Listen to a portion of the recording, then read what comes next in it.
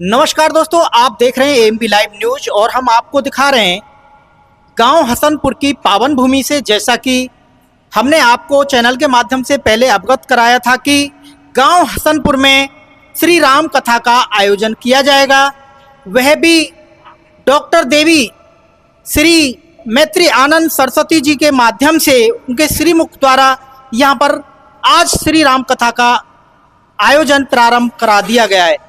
तो जैसा कि आज आप देख रहे हैं हमारे साथ हैं श्री मैत्री आनंद सरस्वती जी, तो जानना चाहेंगे। सरस्वती जी, मेरा पहला सवाल ये है, जिस तरह से ना समाज आजकल दिग्भ्रमित हो गया है, ऐसे वक्त में आप राम कथा, मर्यादा पुरुषोत्तम राम की कथा से जनजागरण में लगी हैं। मैं जानना ये चाहता हूँ कि आपने यह काम या इस क्षेत्र में आध्यात्मिक जगत में पहली बार लगभग किस उम्र में शुरुआत की होगी? सभी को मेरा प्रणाम। जय श्री राम। जो ये आध्यात्मिक यात्रा है, ये तो मेरी बहुत बाल्यकाल से शुरू हुई थी। मेरी माँ इसकी प्रेरणा स्रोत है। मैं एक रात दिल्ली के अंदर हम थे, तो रात को मैं माँ के पास सोई हुई थी। उन्होंने ध्रुव की कहानी सुनाई मुझे कि वो 5 वर्ष की अवस्था में भगवान का उसने दर्शन किया और इतना भजन किया। तो मैंने मेरी माँ से पूछा कि मेरी उम्र कितनी है? उन्होंने कहा 6 साल। बस वो बात मुझे याद है। बस मुझे झटका लगा कि मेरी 1 साल फालतू खराब चला गया। उसी वक्त मैंने पूछा माँ से कि उन्होंने क्या जपा था? उन्होंने कहा राम राम जपा था। तो मैं उसी दिन सुबह जल्दी उठी, जल्दी उठ के स्नान करके पास में वहीं बिल्कुल साथ में एक मंदिर था, वहाँ बाबा जी बैठते थे, उनके धूने पे जाके बैठ गई और राम राम जपने लगी। तो वहाँ से मेरी ये यात्रा शुरू हुई। मुझे कोई ज्ञान नहीं था, बच्चा थी तो वैसा कोई ज्ञान नहीं था कि क्या धर्म होता है, क्या कर्म होता है।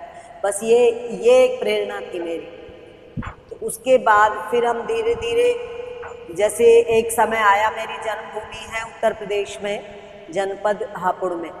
तो वहाँ हम आए हुए थे गाँव में। वहाँ पर जो बाल्य योगिनी साध्वी रत्नी देवी जी, जो जगत गुरु स्वामी ब्रह्मानंद महाराज की शिष्या थी, वो आई हुई थी। तो उनको देखकर एक प्रेरणा और मिली कि लड़की इस दिशा में चल सकती है। एक ऐसी प्रेरणा मिली कि केवल यही जीवन नहीं है कि हम शादी करें, और तो ऐसा एक उनसे लगाव हो गया और उनसे प्रभावित हो गई मैं बचपन में ही। तो उनसे मैंने दीक्षा ले ली। दीक्षा लेके फिर हम भजन में लग गए। भजन चलता रहा, मेरी एजुकेशन भी चलती रही साथ के साथ। और भजन एजुकेशन पूरी करते ही फिर मैं वहाँ पहुँच गई, आश्रम चली गई। आश्रम जुड़ गई, उससे सारी साध्वियाँ मुझे बहुत प्यार करने लगी। तो भजन से जुड़ के वहाँ पहुँच गई। तो तब से मेरी ये यात्रा चली रही है। 85 में गई थी मैं वहाँ आश्रम में, 85 दिसंबर 85 में मैंने बीएड की। 85 में रिजल्ट वहीं जाके सुना था। खुर्जा से मैंने बीएड की है, नारसी कॉलेज से। जी, जैसे पहली बार आप इस क्षेत्र में आगे बढ़ी, आध्यात्मिक यात्रा पर निकली, तो पारिवारिक या सामाजिक विरोध या कुछ इस तरह का भी आपको झेलना था। समस्याएं थी, पारिवारिक भी थी। समाज की तो परिवार वालों ने झेलनी थी, मैंने तो परिवार की झेलनी थी। तो मेरा सहयोग मेरे माता पिता ने दिया। मेरे माता पिता मुझे देखते थे, जैसे मैं घर में सारा दिन मैंने अन्न छोड़ दिया था, खाना नहीं खाती थी। मैं सुबह 3 बजे उठ जाती, 3 घंटे ध्यान में बैठी रहती। तो मेरी माँ देखती थी, अब बोलती, सोचती, मेरी माँ देखने लगी, मेरे पिता देखते, कहते अब इसको विवाह के लिए क्या कहें, जो सारा दिन न खा रही है, न पी रही है और भजन में बैठी है और यही गीता रामायण और इनको पढ़ रही है। सत्संग करती थी, हवन करे बिना खाना नहीं खाती थी। तो ऐसे नियम बन गए थे जीवन में कि जिनको देख के जैसे सबको ये लगने लगा था, घर वालों को भी, इसको किस मुंह से हम कहेंगे कि शादी कर। फिर जब उन्होंने मुझे शादी के लिए कहा भी, और उन्होंने मतलब अपनी तरफ से सब कुछ कर लिया था, जैसे होता है ना घर देखना, वो सब हो गया था। तब मुझे उन्होंने कहा, तो मैंने उनसे निवेदन किया।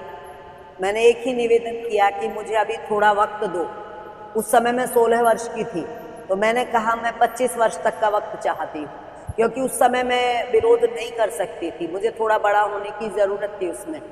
तो मन में था कि नहीं करनी शादी, लेकिन मैं चाह रही थी कि कुछ समय बाद मैं माँ बाप के सामने बोल पाऊंगी। वो वक्त ऐसा था, ना बड़े भाई के सामने बोल सकती थी ना पिता के सामने। तो मैंने उनसे समय मांग लिया कि हमारे यहाँ 4 आश्रम हैं, पहला आश्रम 25 वर्ष तक का होता है ब्रह्मचर्य आश्रम, मुझे पहला आश्रम पूरा करने दो, उसके बाद देखेंगे। 25 वर्ष की अवस्था तक पहुँचते पहुँचते सब कुछ तय हो गया, उनको भी पता चल गया। मैंने साफ कह दिया, ग्रेजुएशन जब मैं कर रही थी तभी मैंने अपने आप ही अपने बाल काट दिए सिर के, और बाल काट मतलब एक रूप बदल लिया बिल्कुल, और बस ये कह दिया भी मुझे शादी नहीं करनी है। तो माता पिता बोले लोग क्या कहेंगे, और एक ही बेटी थी मैं उनके 2 बेटों के साथ में, तो कहेंगे शादी नहीं कर पाए। तो मैंने उनको समझाया कि जो शादी कर रहे हैं उनकी कौन सा कोई आरती उतार रहा है, जिनके यहाँ शादियाँ हो रही हैं उन्हें कौन कितनी भी सम्मान मिलता है, शादी करने से थोड़ी सम्मान मिलता है। फिर समस्याएं भी, लोग कहते हैं कि तुम्हारे बेटों की शादी नहीं होगी, तुम्हारे घर में ये सन्यासीन हो जाएगी। मैंने कहा कि अब मैं इसके लिए तो अपना निर्णय नहीं बदल सकती, उनके भाग्य में होगा तो हो जाएगी, नहीं होगी तो वो मेरी तरह रह लेंगे। तो ऐसे थोड़ा सा चला घर में। बड़े भाई काफ़ी दिन मुझसे रुष्ट रहे, मुझसे बात नहीं की उन्होंने, बाकी फिर सब सेट होता चला गया। उस प्रभु की कृपा से सब मेरे मतलब सहयोगी हो गए और मुझे पूरा सहयोग देने लगे। मुझे जितना समय भजन करना होता था, फिर उन्होंने एक शर्त रखी कि हमारे पास रहेगी, तू और कहीं नहीं जाएगी। मैंने कहा ठीक है, रह लूँगी, मुझे तो भजन करना है, तो मैं भजन करती रहूँगी अपने। फिर मैंने बीएड की, और ये सोच के बीएड की कि मैं जॉब करके और वो जो मुझे मिलेगा, जो भी उसके पारिश्रमिक होगा मेरा, उससे जितना मुझे चाहिए उतना खर्चे में लगाऊंगी, बाकी मैं जो वैसे उस समय तो गरीबी थी काफ़ी, उस समय बच्चों को पढ़ाने के लिए ज़रूरत थी, तो मैंने सोचा था कि गरीबों के बच्चों को मैं अपने ही खर्चे पे पढ़ाऊंगी, मैं ये समाज सेवा में लग जाऊंगी भजन के साथ साथ। लेकिन बीएड करते ही मैं आश्रम में चली गई। आश्रम में वहाँ मेरा दायरा बढ़ गया थोड़ा सा, क्योंकि स्वाभाविक बात है, मुझे नहीं पता कि कैसे ये हुआ। माँ सरस्वती की कृपा थी कि जब रामायण पढ़ती छोटी भी या कुछ गीता पढ़ती तो मैं स्वयं उसकी व्याख्या करती थी सबके बीच में, जो भी वहाँ मेरे आसपास होते थे। तो वो करते करते भजन गाती तो भी उसकी व्याख्या करके गाती। वही चीज़ आश्रम में मैंने करी, तो वहाँ सब लोग मेरे साथ जुड़ गए, जो श्रोतागण थे प्रोग्राम के, उन्होंने मुझे बस प्रेम दिया बहुत ज़्यादा, वो मुझे पसंद करने लगे। तो मैं रुकी आश्रम में, तो सब लोगों ने मुझे अपने घर बुलाया वहाँ पे। ऐसे चल गया, एक दायरा से बढ़ गया, मुझे बुलाने लगे सत्संग के लिए, प्रवचन के लिए। बचपन मतलब जब तो बचपन नहीं था मेरा, ये सन 85 में तो मैं बीएड का लास्ट मतलब एग्ज़ाम दे के वहाँ गई थी। तो तब से फिर मैं आश्रम की होके रह गई। मेरे पिताजी ने मेरे लिए अलग यहाँ 2 मंजिला कुटिया बना दी थी दिल्ली में कि भाई तू ये यहाँ रहना है, लेकिन मैं रह ही नहीं पाई, वहाँ भी नहीं रह पाई। आश्रमों में ही मुझे इतना काम हो गया, मेरा विस्तार हो गया उधर।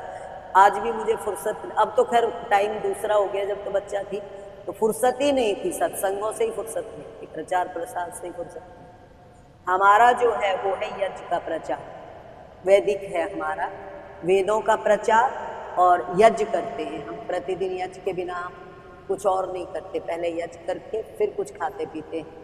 तो यज्ञ ही हम घरों में करते हैं, तो यज्ञ का विशेष चलता है। ये राम कथा का तो प्रेरणा मुझे, जब भगवान श्री राम की प्राण प्रतिष्ठा हुई है ना यहाँ 22 जनवरी को, तो उसमें मैं भी आमंत्रित थी।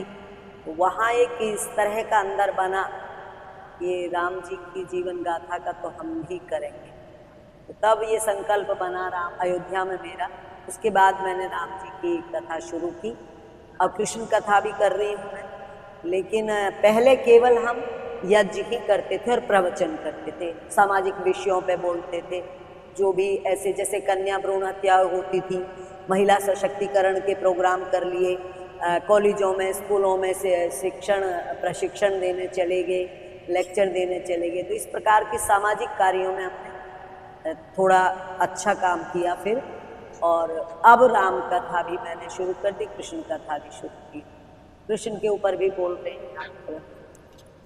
यानी लगभग 3 वर्ष से आप राम कथा में हैं। हाँ, अच्छा, इससे पहले भजन या यज्ञ उस तरह से आप काम करते हाँ, थे? प्रवचन होते थे। प्रवचन होते थे। हाँ, आ रहा है। प्रवचन होते। मैं एक सवाल और जानना चाहता हूँ, जिस तरह से आपने ये रास्ता अपनाया, तो ऐसा कुछ है ज़िंदगी में, कुछ लोग आपको ये पता हो कि आपके संसर्ग में आने से उनके जीवन में बड़ा परिवर्तन हो गया हो? बहुत। मैंने नहीं, कुछ कुछ लोग जरूर होंगे। हाँ है, ये देवियाँ हैं मेरे साथ जो हैं, ये मेरे जीवन से ही प्रभावित होकर मेरे साथ लगी हैं। 2 देवियाँ हैं ये, और भी कई 4 देवियों को मैं संन्यास दे चुकी हूँ, वो अलग अलग आश्रमों में बिठा रखी हैं। और बाकी वैसे लोगों में बड़ा चेंज है, जैसे पारिवारिक लोग हैं गृहस्थ में, कितने लोगों ने शराब छोड़ दी, कितने लोगों ने रिश्वत लेनी छोड़ दी, तो परिवार में जो एक कलहबाजी थी वो कलह खत्म होगी, तो बहुत सारे परिवर्तन लोगों में देखने को मिलते हैं। नहीं, यही मेरा मतलब है कि सारा चीज़ें आप अपने लिए नहीं करती, समाज के लिए करती हैं। इससे जैसे तुलसीदास जी ने क्या कहा कि मैं किसी के लिए नहीं कर रहा, हाँ, मुझे स्वांत है सुखाए। स्वांत तो सुखाए। वाकई बात तो ये है कि जब हम किसी के सामने कुछ अच्छा रखते हैं तो उस अच्छे की खुशी हमें भीतर होती है रखते समय कि हमने अच्छा किया वो है। सही मायने में तो ये अपना ही खुशी है, क्योंकि हमें खुशी मिल रही होती है उस समय। दूसरा कोई बदला है, परिवर्तित हुआ है, जब बताता है आके, तो वो भी तो हमें बहुत खुशी मिलती है। तो मुझे तो ये लगता है तुलसीदास जी की तरह अपनी खुशी के लिए करता है व्यक्ति, कोई किसी के लिए नहीं करता। बस ये है कि मुझे ये पता है तो मैं सबको बता दूं, बस ये रहता है कि आपको ये करने से आपके जीवन में बहुत कल्याण होगा आपका।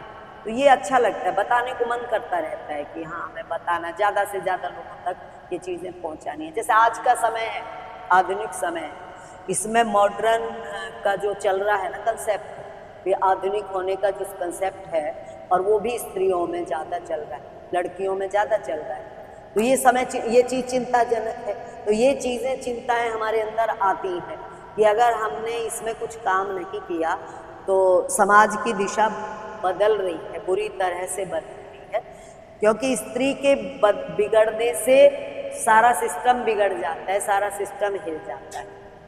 ये जो स्वतंत्रता, मैं इस पे बोलती हूँ भी, होना तो ये चाहिए था कि हम लड़कियों को सिखाते थे मर्यादा और परंपराएं, हमें उसी जगह पर लड़कों को लाके खड़ा करना था, हमने लड़कों को सिखानी थी। उल्टा हो गया, हमने जो लड़के करते थे लड़कियां वहाँ खड़ी कर दी। लड़के तो कभी गलत अच्छा करते ही नहीं थे, हमेशा से उलट सीधी चलता था। जो ये स्वतंत्र हो जाते थे, स्वच्छंद बालक, गलत ही करते थे। तो हमारा, मैंने इस पे जोर काफ़ी दिया पहले, लेकिन थोड़े से उसमें क्या काम बनता है कि हमें जैसे लड़कियों को तैयार करते हैं ना भाई, हमारे खानदान के प्रति, परिवार के प्रति, समाज के प्रति, कि अगर तुमने कुछ गलत किया तो तुम्हारे खानदान का नाम खराब हो जाएगा, समाज का नाम खराब हो जाएगा। तो वही चीज़ हम लड़कों को बताएं कि तुमने, अरे गलत करने से भी गलत होगा, वो ना करके हमारा समाज उल्टा हो गया कि जो लड़के कर रहे थे अब वो लड़कियां कहती हैं हम भी तो इनके जैसे ही हैं, हम भी तो बराबर हैं। वो बराबर के चक्कर में लड़कियों ने भी शराबें पीनी शुरू कर दी, ड्रग्स लेनी शुरू कर दिए, बीड़ी सिगरेट शुरू कर दिए है, और अपना मन मर्जी से इधर उधर फिरती रहती है। तो ये बड़ा चल रहा है, और वो चीज़ गाँव में पहुँचने से पहले अगर नहीं रुकी तो सारा खेल खराब हो जाएगा भारतवर्ष का, हमारे देश का। तो इसकी चिंता तो है, इस पे तो हम थोड़े से लगे हुए हैं। सरस्वती जी, जैसा कि अभी बात आई थी नशीले पदार्थों की, जैसा कि युवा पीढ़ी है वो बहुत तेजी से इसमें लत लगती चली जा रही है, बढ़ती चली जा रही है, तो इनसे कैसे निकला जा सकता है, युवा पीढ़ी को कैसे सुधारा जा सकता है? देखिए, मैंने एक लड़के के साथ प्रयास किया था, वो सूखा नशा करता था। पहले उसको, वो हमारे भक्तों का लड़का था, तो पहले वो एक नशा मुक्ति केंद्र में छोड़ा उन्होंने। फिर मैंने उसे कहा, जब उसकी वहाँ पे थोड़ा प्रतिबंध लगा, मैंने कहा मेरे पास छोड़ दो इसको थोड़े दिन, तो वो छोड़ नहीं पाए, घर चला गया। फिर अब वो आज भी नशा मुक्ति केंद्र में ही पड़ा रहता है, क्योंकि घर जाते ही वही संगत उसको वापस मिलती है। अगर वाकई सही मायनों में छोड़ना है तो उसको ऐसे वातावरण में सालों रहना पड़ेगा, सालों रह के, ताकि वो फिर उसका जो माइंड सेटअप है ना वो चेंज, इस तरह से चेंज हो, उसमें टाइम लगता है ना, तो वो चेंज होकर और फिर उसका रस मिल जाए, उसे उसका सुख मिल जाए। अभी तो नशे का सुख लिया है, एक सुख और भी है, कई सुख है। एक सुख ये भी तो है जो हमारे वाला सुख है, उसमें थोड़ा वक्त लगता है, थोड़ा समय चाहिए, थोड़ा वो चाहिए, स्पेस चाहिए। तो उसमें उसके लिए मैंने कहा कि आप इनको मेरे पास छोड़ो कुछ समय। हमने पाठ करवाना होता है, हमने यज्ञ पे बिठाना होता है, हमने गायत्री का जाप करवाते हैं। तो ये चीज़ें हमने देखा है, लोगों में बहुत परिवर्तन हुए इन चीज़ों से, हो जाता उस लड़के में। लेकिन ये जो सूखा नशा है, इसको छुड़वाना आसान, शराब तो आसानी से छूट जाती है, सूखा नशा नहीं। जी। अब एक लड़का है यहीं पे, अभी यहीं था, राहुल है, वो बहुत ज़्यादा पीता था। तो अब उसको मैंने वहाँ पे कुछ दिन वहाँ रखा है कुरुक्षेत्र, और हर महीने एक दिन की हाजिरी लगवाते हैं हम उनके। अमावस का हमारे यहाँ कार्यक्रम होता है, जी। तो अमावस की हाजिरी लगवाते हैं, भी सुबह हवन में बैठना है देने आके। तो वो आ रहा है, अब वहाँ हाजिरी देता है कुरुक्षेत्र। तो इस समय तक कई महीने हो गए उसको, ठीक चल रहा है उसका, सब खुश है, परिवार खुश है, वो भी खुश है इस बात से। तो ये होते हैं परिवर्तन, पर इनके लिए थोड़ा सा दिशा तो चाहिए। यदि कोई भक्त श्री राम कथा सुने या श्री कृष्ण कथा सुने, तो क्या उसके जीवन में बदलाव हो सकता है? हाँ, क्योंकि जो हम सुना रहे हैं वो कहानी नहीं हम कह रहे, हम तो बता रहे हैं कि रामचरितमानस क्या है।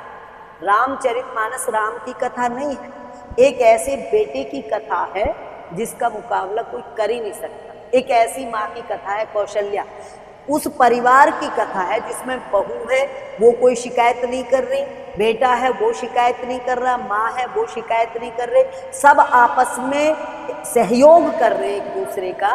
किसी ने कुछ नहीं कहा। जब राम जी को वनवास हुआ तो उस समय ना तो माँ बोली, कौशल्या बोली नहीं कि क्या ये कह कौन होती है करने वाली, कह सकती थी बहुत, उसको सारा तोड़फोड़ हो जाती घर में, बंटवारे हो जाते और क्या होता, ये तुम अलग और हम अलग। लेकिन कोई नहीं बोला, कोई बहू नहीं बोली, लक्ष्मण जी जा रहे हैं, उर्मिला नहीं बोली, भरत जी बाहर नंदी गांव में बैठ रहे हैं, मांडवी नहीं बोली, शत्रुघ्न भरत जी के साथ हैं, कीर्ति नहीं बोली, कोई बहू नहीं बोल रही। मतलब सबने विपत्ति के समय एक दूसरे का सहयोग किया। ये हमें सीखना होगा जी। हमारे परिवारों को सीखना होगा, क्योंकि सब तो राम नहीं होते, सब सीता नहीं होती, और सब पे एक जैसी परिस्थितियां नहीं होती, सबके अलग अलग परिस्थितियां हैं। पर हमें ये देखना होगा कि हमें अपने परिवार के साथ मिलकर कैसे चलना है, ये हमारे पास गुण आ जाना चाहिए। तो ये चीजें ही हम बताते हैं, और उसके लिए जरूरी है कि हमारे जीवन में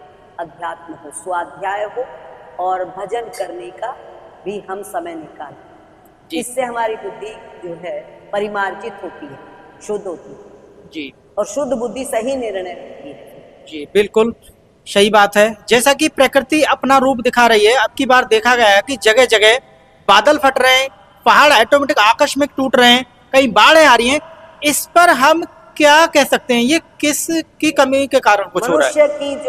मनुष्य जिस दिशा में जा रहा है, पहले तो ये हमारी ओजोन परतें खत्म हो गई हैं जो रक्षक थी हमारी, क्योंकि प्रदूषण बेहताशा बढ़ता जा रहा है, प्रदूषण फैलता जा रहा है, फिर गलत कार्य बढ़ते जा रहे हैं, गलत लोगों के हाथ में पावर आ रही, तो गलत काम बढ़ते जा रहे हैं। ये चल ही रहे हैं, देखो अत्याचार, बलात्कार, इस तरह की इतनी घटनाएं हैं।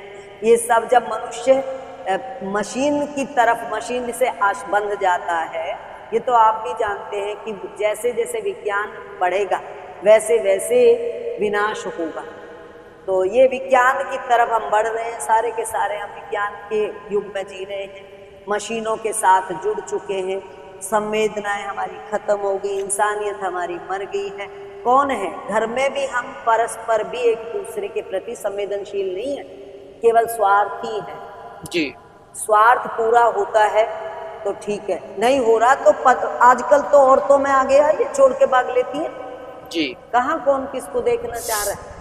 पहले औरतें थी, संभाल लेती थी, आदमी बेशक इधर उधर चला जाए, औरतें अपना घर नहीं छोड़ती थी, परिवार टूटता ही नहीं था, अब परिवार रहता ही नहीं।